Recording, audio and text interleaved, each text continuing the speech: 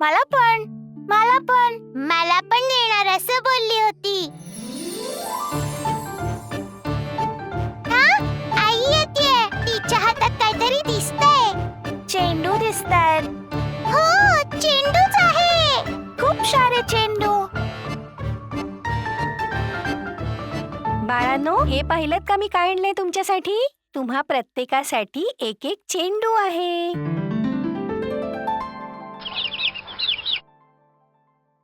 तुम्हा सगळ्यांसाठी एक एक चेंडू. तुम्ही या सगळे माझ्याजवळ. खूपच छान. माझी बाळं माझं सगळं ऐकतात. पिंकू बाळा, इकडे ये. हा तुझ्यासाठी एक चेंडू.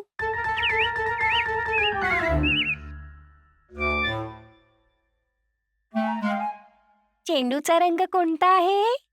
सूर्यासारखा पिवळा रंग. सूर्यासारखा पिवळा रंग. रिंकू बाळा, इकडे ये. हा तुझ्यासाठी चेंडू. चेंडूचा रंग कोणता आहे? पानासारखा हिरवा रंग. पानासारखा हिरवा रंग. पिंकू बाळा, तू इकडे ये. तुझ्यासाठी चेंडू आहे. चेंडूचा रंग कोणता आहे? गुलाबासारखा लाल रंग. गुलाबासारखा लाल रंग.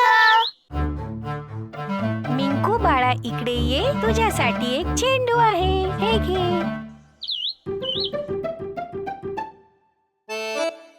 चेंडूचा रंग कोणता आहे? दुधासारखा पांढरा रंग. दुधासारखा पांढरा रंग. चिंकू बाळा, तू इकडे ये. तुझ्यासाठी एक चेंडू आहे. चेंडूचा रंग कोणता आहे? आकाशाचा निळा रंग. आकाशाचा निळा रंग. आई, आता आम्ही खेळू का? हा, खेळा, पण सांभाळून.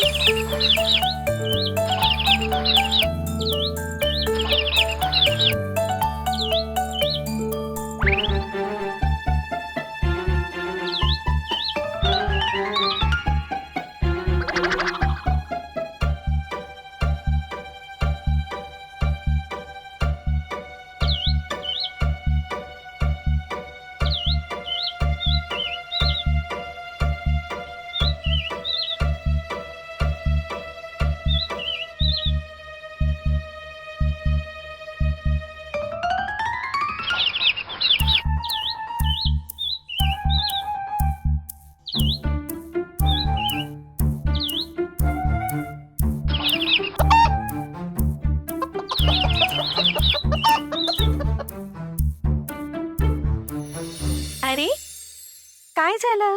काय झालं बाळांनो? माझा पिवळा चेंडू. अरे, इथे खड्डा कोणी खोदला? बरोबर आहे. कोणी खोदला हा खड्डा? कोण आहे? कोण आहे तिथे?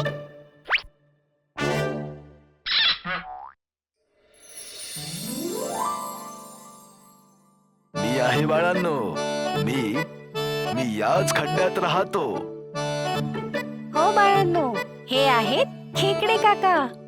खेकडे काका असेच खड्डे बनवून त्यातच राहतात. असं खड्ड्यात पडून राहून त्यांना भूक नाही लागत का? हो, काका सुद्धा खाण्याच्या शोधात बाहेर येतात आणि शत्रूची चाहूल लागताच ते परत या खड्ड्यात लपतात. अरे वा, हे तर खूपच छान आहे. माझं पिवळं चेंडू.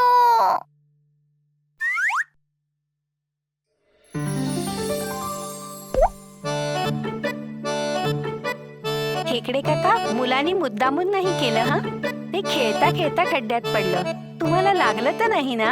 हा, काहीच हरकत नाही.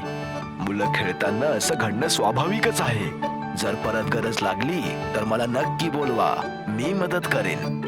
खेकडे काका, खूप खूप धन्यवाद. आपण पुन्हा भेटूया.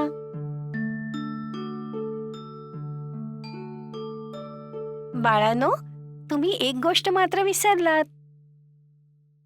खेकडे काकांना तुम्हाला थँक्यू म्हणावं असं नाही वाटत का? थँक्यू. थँक्यू. अरे वा, मुलं खूप हुशार आहेत.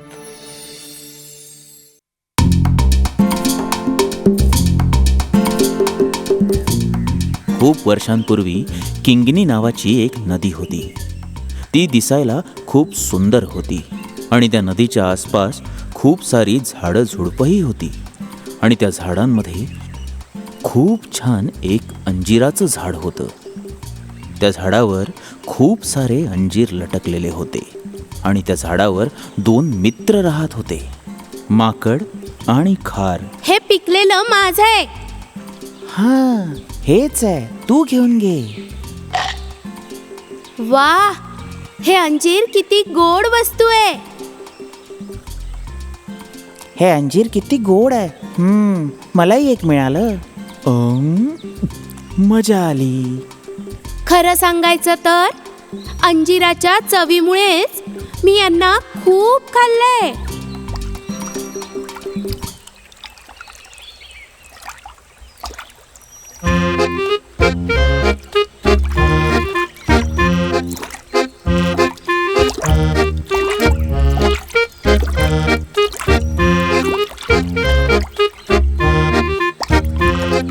मला पण अंजीर देशील का?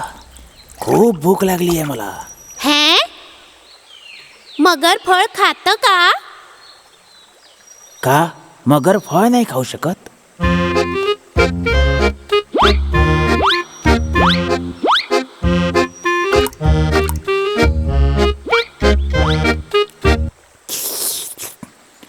मित्रा, खूप गोड फळ आहे. अजून मिळतील का? खात राहा, मी देत राहील. आहा, धन्यवाद माझ्या मित्रा. माझं पोट भरलंय. मी निघतो. हा ठीक आहे. तुझं नाव काय आहे? मरकन नाव आहे माझं. तुझं नाव काय आहे? वालन माकड आणि ही कन्नन खार. बरं मित्रांनो, पुन्हा भेटूया. बरं. मगर? ओ, काय तू त्याला ओळखतोस? काय तो मैत्री करता योग्य आहे? असं कोण म्हणालं? बिचारा मगर. बिचारा, ती एक मगर आहे जी संधी मिळताच प्राण्यांना खाऊन टाकते. कळलं तुला? आपल्या दोघांना याच्यापासून दूर राहायला पाहिजे. तो आपल्याला पण खाऊन टाकेल.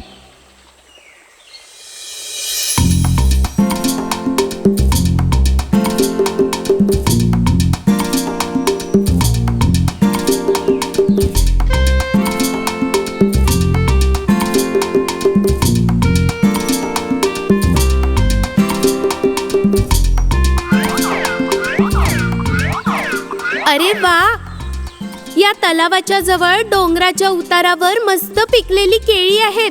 तू पाहिलीस का? पण कुठे? त्या डोंगराच्या उतारावर. चल तिकडे जाऊ.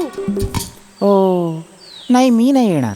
तू जा आणि खा. मी तुला घ्यायला आली आहे आणि तू आहेस की? नाही, तू जा. मी माझ्या मित्राची वाट बघतोय. तो कदाचित ती मगर असेल. हां, तर काय झालं? जेव्हा तुला नवीन मित्र मिळाला तेव्हा तू या जुन्या मित्राला सोडून दिलंस. खरंय ना? नाही, अशी गोष्ट नाही आहे. ठीक आहे, मी जातेय. किंगिनी नदीच्या दुसऱ्या भागात एक मगर राहत होती. त्याचं नाव मुरकन होतं. त्याने अंजीर चाखून ठेवलं होतं. त्याला अंजीर खूप आवडायचं. तो अंजीर खायला रोज पोहून येत होता. हा मगर कुठे राहिला? मी कधीपर्यंत त्याची वाट बघू?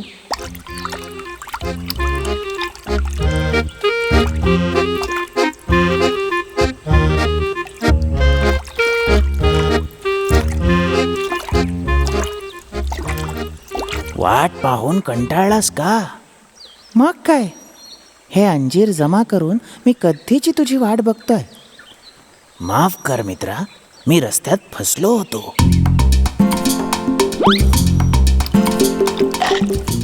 मित्रा, काय चव आहे. खा, अजून देतो.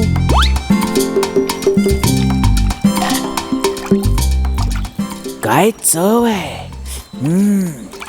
मित्रा, आज मला अंजिराचा एक अजून गुच्छा हवाय. देशील का? असं का? घरी ठेवून खायला हवाय का? हा? नाही माझ्या मित्रा, माझ्या बायकोसाठी, मिलीसाठी. अच्छा अच्छा, असं होय. मग एक कशाला? 2 गुच्छे देतो, आत्ता घेऊन जा. खूप खूप धन्यवाद माझ्या मित्रा. वालन माकडाने अंजिराचे 2 गुच्छे तोडून मगरीला दिले.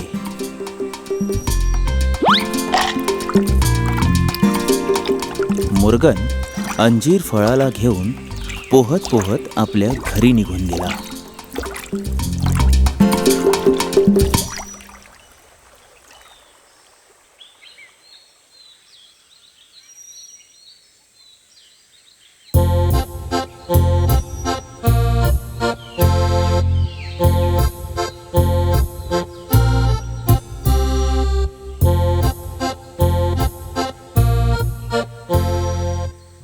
मिली, हे बघ, तुझ्यासाठी मी काय घेऊन आलोय.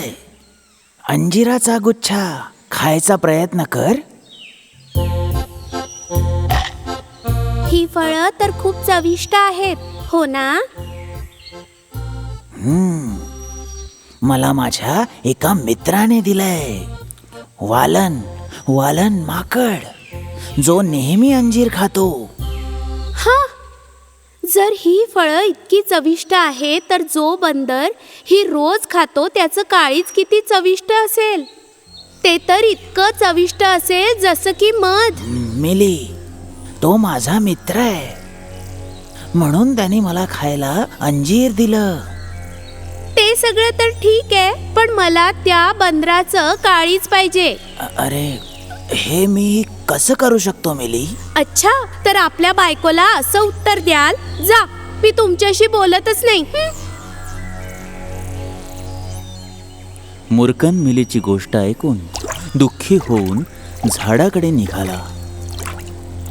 माकडाला परत आणायला मला काहीतरी डाव खेळावा लागेल.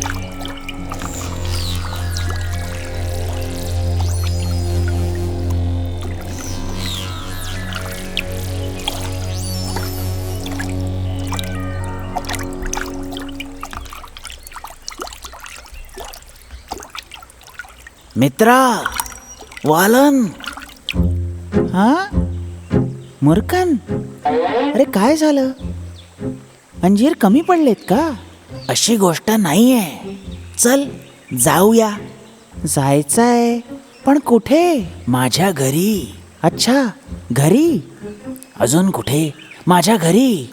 माझी बायको मिली मला सुखाने राहू देत नाहीये.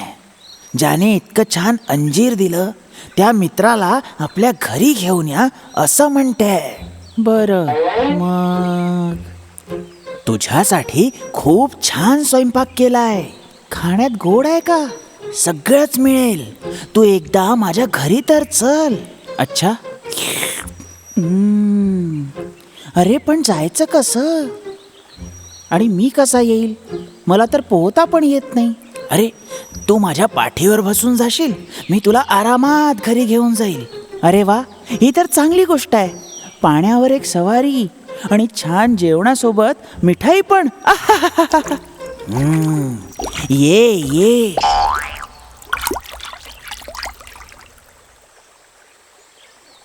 नंतर मुर्कनने वालन माकडाला आपल्या पाठीवर बसवलं आणि आनंदाने घराकडे निघाला. जेव्हा मुर्कन नदीच्या मध्यात पोहोचला तेव्हा त्याने वालनला आपल्या मनातली गोष्ट सांगितली. ऐक वालन, तुला आज जेवायला नाही मिळणार आहे. आज तूच आमचं जेवण आहे. अरे, ही काय गोष्ट आहे मगरा? तुला जेवायला घेऊन जात नाहीये मी. तर मग? माझी बायको मिलीला तुझं हृदय हवंय म्हणून घेऊन जातोय मी तुला. ती एक मगर आहे जी संधी मिळताच प्राण्यांना खाऊन टाकते. कळलं तुला? तो आपल्याला पण खाऊन टाकेल. अरे नाही, तू आधी तर हे सांगितलंच नाहीस.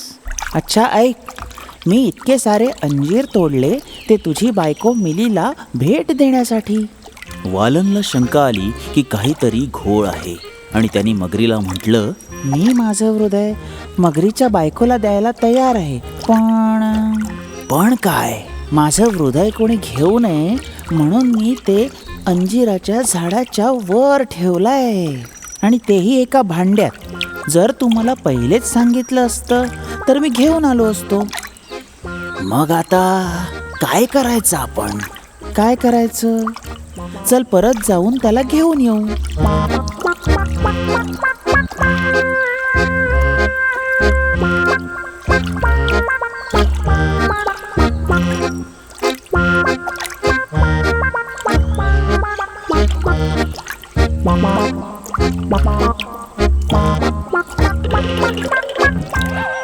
अरे ए मगरा, तू माझा मित्र नाहीयेस, तू माझा वैरी आहेस, समजलास? ए माकडा, तू लवकर आपलं हृदय घेऊन ये. तो मूर्ख आहेस. शेवटी विना हृदय कोणी कसं जिवंत राहू शकतं? हृदय कोणी काढून ठेवू शकतं का? मूर्ख मगर. अरे मित्रा, तुला कळत नाहीये का?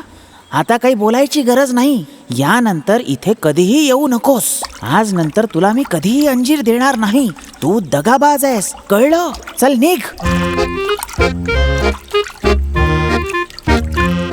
त्यानंतर तो दगाबाज मगर किंगरी नदीतून परतून गेला आणि परत कधीच आला नाही. आणि इकडे वालन आणि खार अंजिराच्या झाडावर आनंदाने आपलं आयुष्य जगू लागले.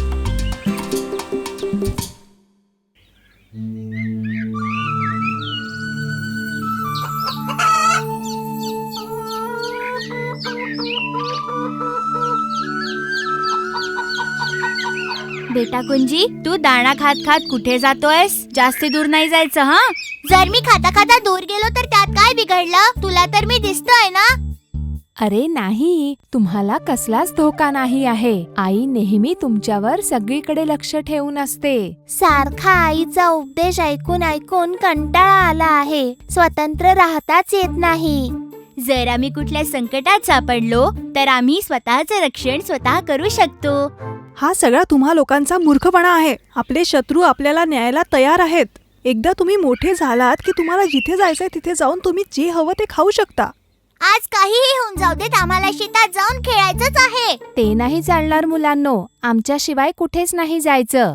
आम्ही जाऊ, आम्ही तर जरूर जाऊ शेतावर. तुम्हाला यायची गरज नाहीये आई. थांबा मुलांनो, कुठेच नका जाऊ, थांबा. जे लोक आईचं ऐकत नाही आणि अहंकार करतात ते अनुभवातून शिकतात. आणि अजून काय म्हणू शकतो? मुलांनो, आईचं न ऐकणं धोक्याचं कारण असू मी शकतं. नाही बोलले, ती बोलली.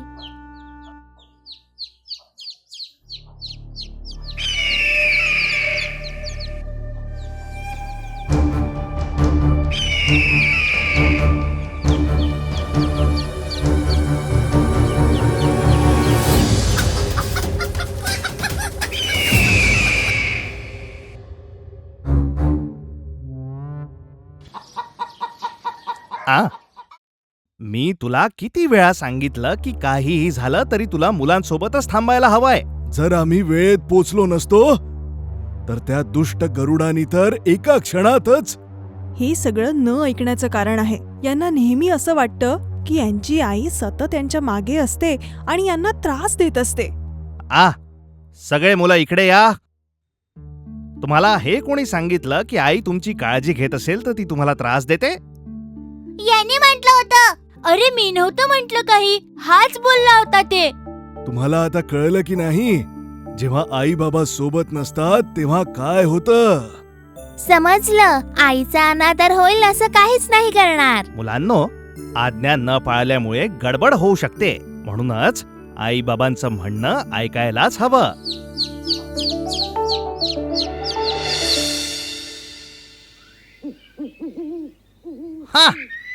जर ते मूर्ख कोंबडे मध्ये नसते आले तर मी सगळ्या पिलांना पकडून उडून गेलो असतो.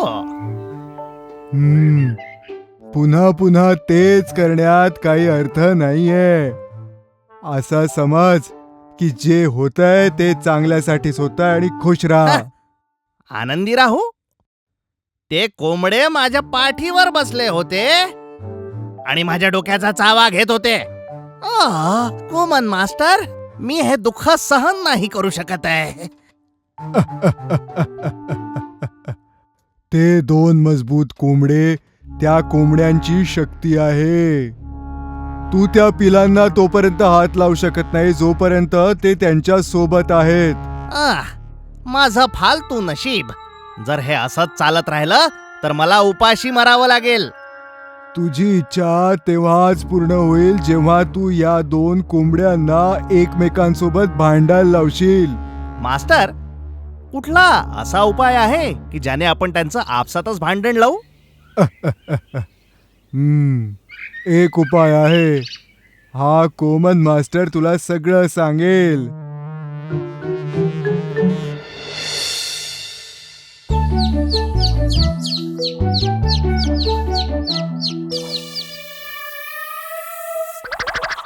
तो पहा गरुड. काल जे झालं त्याने तू संतुष्ट नाहीयेस का?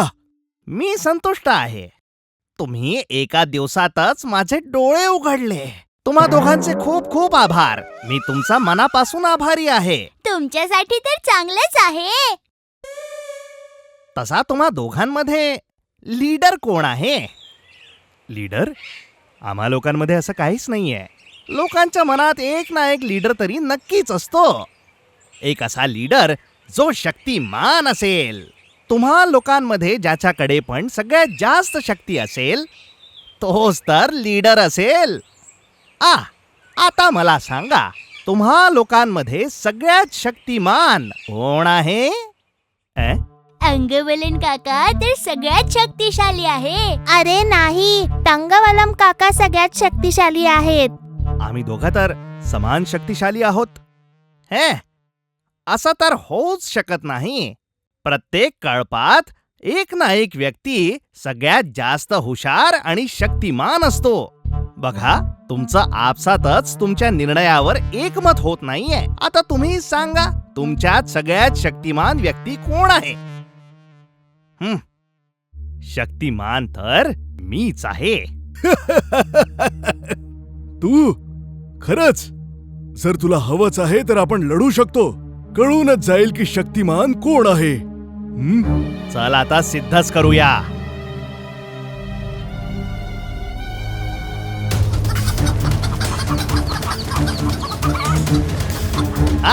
मार त्याला. मार. तसाच अजून मार. अरे उडून मार. तसाच मारत राहा. कोंबड्यांच्या मूर्खपणामुळे त्यांना गरुडाचा दुष्ट हेतू कळू शकला नाही. यामुळेच एकमेकांशी लढून त्यांनी स्वतःसाठी आणि लोकांसाठी एक मोठं संकट निर्माण केलं. खाऊन टाका. उडवा. गळ्याचा चावा घे आणि फाटून टाक. खूप छान. पहिले तर मी या अर्धमेल्या अंगवलनला घेऊन जातो. हे सगळं करणं तर किती सोपं होतं. त्या कुमन मास्टरच्या युक्तीने तर कमालच केली.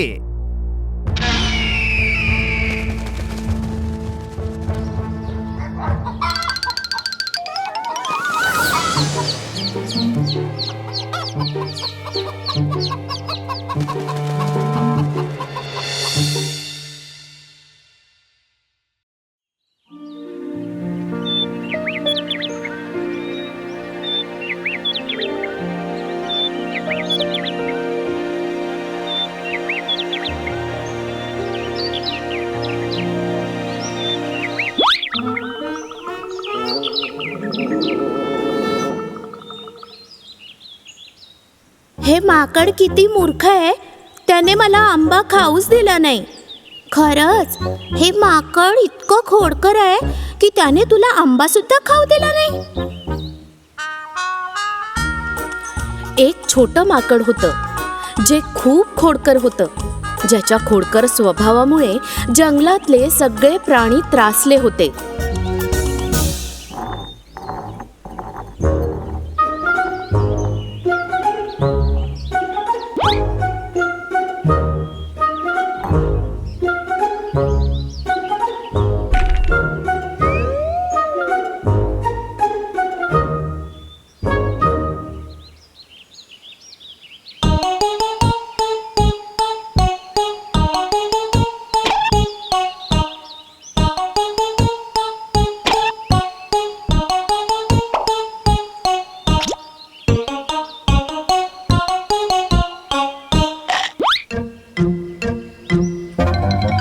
अरे वाचवा माझी शेपटी.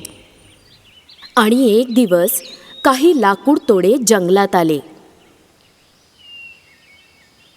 आणि जंगलातल्या काही भागातील झाड कापू लागले. बेटा लालू, ते झाड कापणारे इथे पोहोचले आहेत. बघ, तू तिकडे जाऊ नकोस. जर तू तिकडे गेलास तर ते लोक तुला पकडतील. तुम्ही खरंच बोलत आहात, पण तरीही मला तिथे जाऊन बघायचं आहे. कारण आजपर्यंत मी झाड कापताना कधी पाहिलंच नाही. लालू, तिकडे जाऊन त्यांच्यासोबत काही मस्ती करू नकोस. बिना वेळ घालवता लाल माकड तिथे पोहोचलं, पण तेव्हा तिथे एकही लाकूड तोड्या नव्हता. त्या दिवशी सगळं काम पूर्ण झालं होतं आणि ते आराम करत होते. आणि तिथे पोचलेला खोडकर माकड एक एक करून त्यांच्या तिथे पडलेल्या अवजारांशी खेळायला लागला.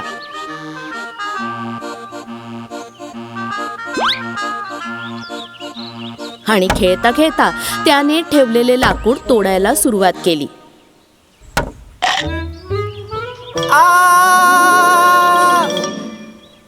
आणि खोड्यांमुळे त्या माकडाला आपली शेपटी गमवावी लागली.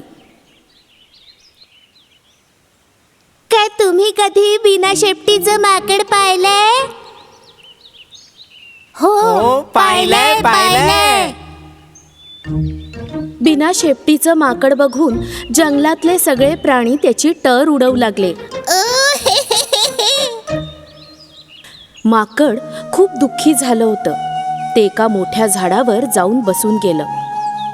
तेव्हा झाडाच्या फांदीवर त्याने काही चमकताना पाहिलं. अरे, हे काय? हा, मी माझी शेपूट गमावली म्हणून जंगलाच्या देवानं मला हे दिलंय. याला ठेवून घेतो.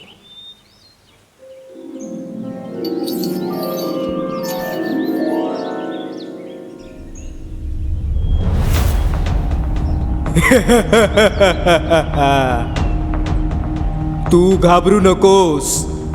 मी तुला काहीही करणार नाही. मी तुझी मदत करायला इथे आलोय. माझी मदत? पण ती कशी? मी तुझ्या इच्छा पूर्ण करू शकतो. माझी कोणती इच्छा पूर्ण करणार? मी तुझी प्रत्येक इच्छा पूर्ण करू शकतो. पण मी तुझ्या फक्त 3 इच्छाच पूर्ण करू शकतो. वा, आता तर मजा येईल. जर माझ्या 3ही इच्छा पूर्ण झाल्या तर मी या जंगलाचा राजा बनून जाईल. खरंच. पहिले माझी कापलेली शेपटीच मागून घेतो. मला माझी कापलेली शेपटी परत पाहिजे. तुम्ही आधी तीच देऊन द्या. ओ, तर असं आहे.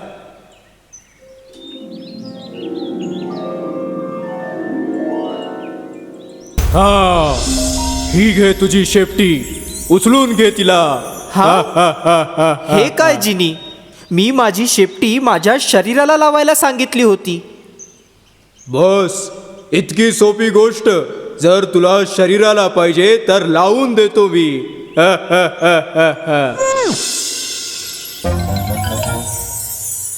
अरे, हे काय करतोयस तू?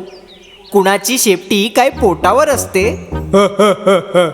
बघ, कुठे असते? अरे अरे अरे अरे, शेपटी कुठे असते हे जिनला माहिती नाही का? मला नाही माहित माझ्या मित्रा, कारण माझ्याकडे शेपटीच नाहीये. ही मागे असते, समजलं? अच्छा, असं आहे का? तर मग ही घे. वा वा वा, हे छान झालं. तर आता माझ्या अजून 2 इच्छा कधी पूर्ण करणार? हे काय, तुझ्या 3 इच्छा पूर्ण झाल्या आहेत. हा, ते कसं? मला तर एकच इच्छा मिळाली. खोडकर माकडा, तुला शेपटी आणून दिली ती पहिली इच्छा, पोटावर लावली ती दुसरी इच्छा, आणि तिसरी शेपटी तुझ्या मागे लावली. आता 3 इच्छा संपल्या आहेत. हा, तू मला मूर्ख बनवलंस ना? हे बघ खोडकर बाकडा, मी तुला मूर्ख नाही बनवलं. तुला तुझी शेपटी मिळाली ना, तू स्वतःला नशीबवान समज आणि लक्षात ठेव, आजपासून कुणाला त्रास नाही द्यायचा. समजलं ना खोडकर माकडा? येतो मी. नंतर माकडाने कुणालाही कधी त्रास दिला नाही.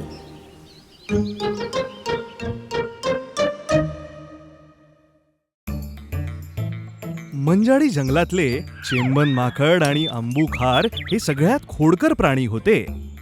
एकदा ते जंगलातून जात असताना चेंबा बघ, तू बघितलंस का? हे मादी कावळ्याचं घरट आहे ना रे अंबू? हो, मादी कावळा आणि कोकिळा ते एक दुसऱ्याच्या छान मैत्रिणी आहेत. ओ असं का?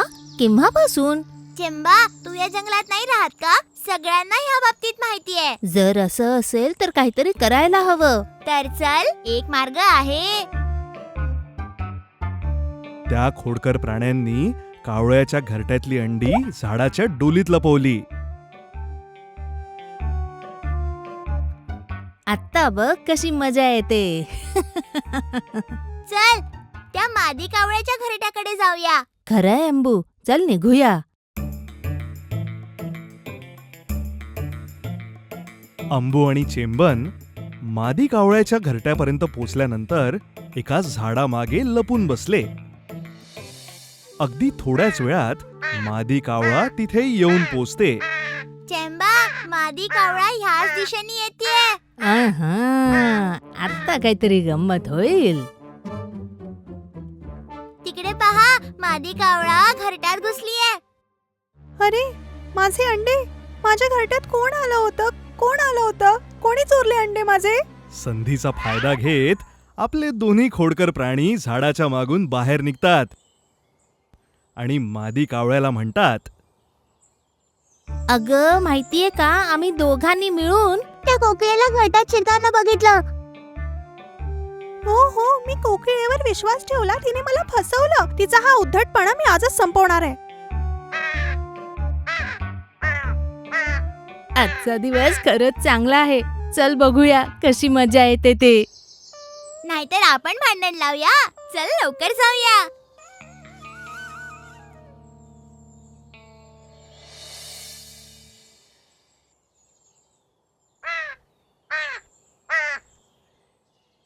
काय ग, तू रागात दिसतीयेस. तू माझे अंडे चोरल्यावर भोळेपणाचं नाटक करते.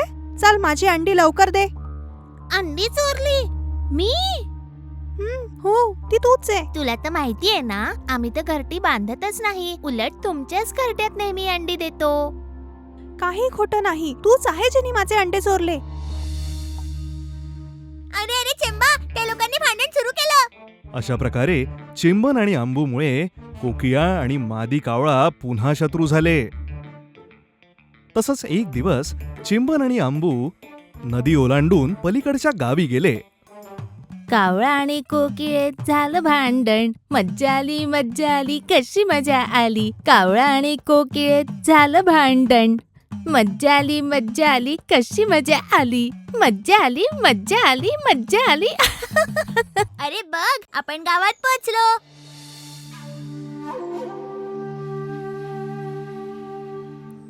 आता कुठे गाणं जमलं होतं. गावाची सुंदरता न्याहाळत ते जसे चालत होते तसं समोरच्या घरात त्यांना एक पक्ष्यांचा पिंजरा दिसला. त्यात एक पिकलेला आंबा होता. अंबू थांब जरा. ते बघ त्या पिंजऱ्यात माझी आवडती फळं आहेत. तोंडाला पाणी सुटलं रे. चल ना, तो पिंजरा उघडून ते घेऊ.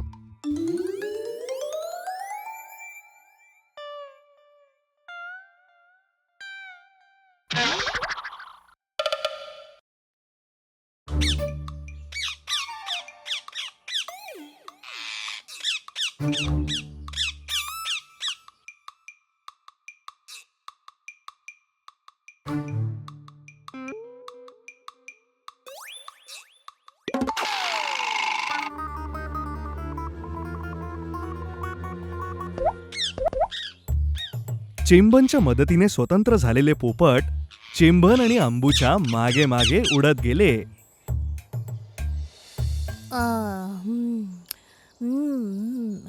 काय गोड फळ आहेत रे. अरे चेंबा, चल ना लवकर जंगलात जाऊया. मला थोडी भीती वाटते. कशासाठी? मला नाही माहिती. हे आपलं जंगल नाहीये ना. जर आपण आपल्या करामाती इथे गावात खेळलो तर आपण पकडले जाऊया. गाव असो वा जंगल, माझ्यासाठी सगळं सारखंच आहे. असं नाहीये चेंबा. जंगल आपलं घर आहे. तिथे आपल्याला स्वातंत्र्य आहे. तिथे आपल्याला कोणी त्रास नाही देणार. पण गाव, घाबरू नकोस रे, जाऊ आपण.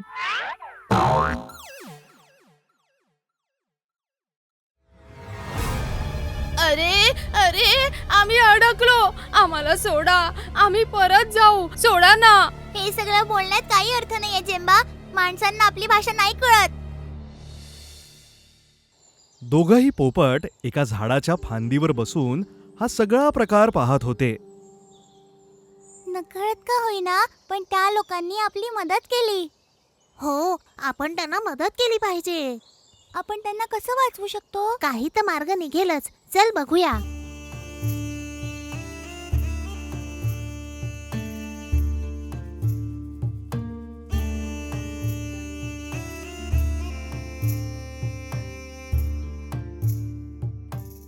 मादी कावळा, आमची मदत कर. आमचे मित्र खूप मोठ्या संकटात सापडले. आमची मदत कर.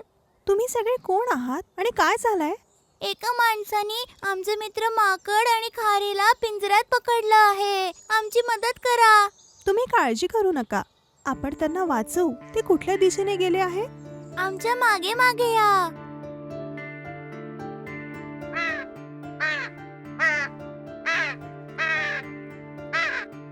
आम्हाला काही करू नका. आम्हाला सोडा ना. आम्ही परत नाही येणार या गावामध्ये. सोडा ना. चेंबा, तू वाटेल ते करून घे, पण माणसांना आपली भाषा नाहीच कळणार. अरे अरे, हे काय? अरे अरे, आम्हाला वाचवा. अरे जा कावळ्यांनो, जा. अरे वाचवा. देवा, वाचलो. अगं ताई, तू काय करतेस इथे? मी बरेचदा अन्नाच्या शोधात गावात येते. मादी कावळा, तू आमची मदत केली त्याकरता धन्यवाद. खरंच ताई, आम्हाला माफ कर. आम्हीच तुझी अंडी त्या दिवशी लपवली होती. माफ कर. थोड्या वेळाने मला ते सगळं कळलं. पण ठीक आहे. पण आता ज्यांनी तुम्हाला मदत केली ती मी नाहीये. कोणी मदत केली ग? त्या पोपटांनी. आम्ही दोघी त्या पिंजऱ्यात बंद होतो, जो तुम्ही उघडला. तुम्हीच लोकांनी आमचा जीव वाचवला ना. अशाच पद्धतीने आम्ही त्याची परतफेड केली पाहिजे ना. आम्ही खूप चुका केल्यात. आम्हाला माफ करा. हा सगळा आमच्याच निष्काळजीपणाचा निकाल आहे. आम्ही यापुढे कधीच त्रास नाही देणार. अशा प्रकारे मादी कावळा आणि पोपटांना धन्यवाद देत चिंबन आणि आंबू जंगलात परत आले. परत येताना चिंबन चोरलेली टोपी परत करायला अजिबात विसरला नाही.